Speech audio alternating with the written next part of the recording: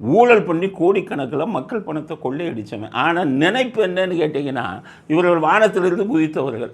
இவன் போனால் இங்கே சிறப்பு பூஜை பண்ணோம், ஒரு வேளையும் கோயிலுக்குள்ளே விடாதீங்க. நாசிகள் எவனையுமே கோயிலுக்குள்ளே விடாதீங்க, அது பக்தர்களுக்கான ஒரு இடம். இவங்களுக்கெல்லாம் சிறப்பு பூஜை வச்சு மாலை போடுறதே கேவலம். கோயிலோட புனிதமே கெட்டு போயிடும். இவங்க உள்ளே போனாலே அசுத்த ஆத்மா, அது தப்பு பண்ண ஆத்மா, பாவ ஆத்மா. அந்த ஆத்மா உள்ளே போனாலே கோயிலுக்குள்ளே இருக்கிற இந்த பவர் இருக்குது பாருங்கள், வைப்ரேஷன்னு சொல்லுவாங்க. கோயிலுக்குள்ளே போகும்போது கோயிலுக்குள்ளே ஒரு சக்தி இருக்கும், அந்த சக்தியோட இதுவே கெட்டு போயிடும் இவங்கெல்லாம் உள்ளே வந்தால். இவங்களுக்கு பெரிய மாலை போடுறது, இது போன்றது, இதில் பெருசாக கோவிச்சுக்கிட்டார். உடனே எடுபடி சேகர்பாபு அவர் வீட்டுக்கு போகிறார், மன்னிப்பு கேட்க போய் என்ன சொல்கிறாரு, தப்பாக தெரியாமல் நடந்துருச்சு, சம்மந்தப்பட்ட அதிகாரிகள் மேலே ஒரு இது எடுப்பாராம் நடவடிக்கை.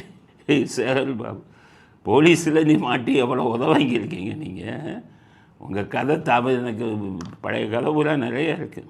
முதல்ல நீங்கள் மதுசூதனுக்கு எப்படி எடுபடியாக இருந்தீங்க, ஜெயலலிதாவுக்கு எப்படி எடுபடியாக இருக்கீங்க, இப்போ இன்றைக்கி ஸ்டாலின் குடும்பத்துக்கு எப்படி இருக்கீங்க, இப்போ இவருக்கு செல்வ பெருந்தகைக்கு எடுபடியாக இருந்தால் அவர் வீட்டுக்கெல்லாம் போக வேண்டிய அவசியம் என்ன?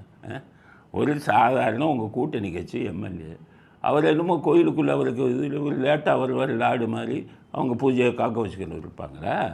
அதுக்கு போய் மன்னிப்பு கேட்கணுமா? அதுக்கு போய் அறநிலையத்துறை அதிகாரிகள் மேலே நடவடிக்கை எடுப்பீங்களா? எடுத்து பாருங்களேன். அறநிலையத்துறை அதிகாரிகள் சொல்கிறேன், இந்த செல்வ பெருந்தகை விஷயத்தில் எடுபடி சேகர்பாபு ஏதாவது ஒரு நடவடிக்கை உங்கள் மேல் எடுத்தால் நீங்கள் பப்ளிக்கு தெரியப்படுத்துங்கள். நாங்கள் இருக்கிறோம், உங்களுக்கு ஆதரவு கரம் நீட்ட, இந்த நாஸ்திக கூட்டத்திடமிருந்து உங்களை காப்பாற்ற நாங்கள் முயற்சி செய்கிறோம். அதனால் சேகர்பாபுக்கு சொல்ல, நாசம் பண்ணாதீங்க இந்த கோயில்களை. யாரையோ வீட்டில் போய் பார்த்து மன்னிப்பு தனியாக போய் கேளுங்க. அறநிலையத்துறை அமைச்சர் வெக்கமாக கிடையாது, அறநிலையத்துறை அமைச்சர்னு கோயில்கள் சார்பில் போய் மன்னிப்பு கேட்குறீங்களே. அதனால் சேகர்பாபுக்கு கடுமையான கண்டனத்தை தெரிவித்துக் கொள்கிறோம்.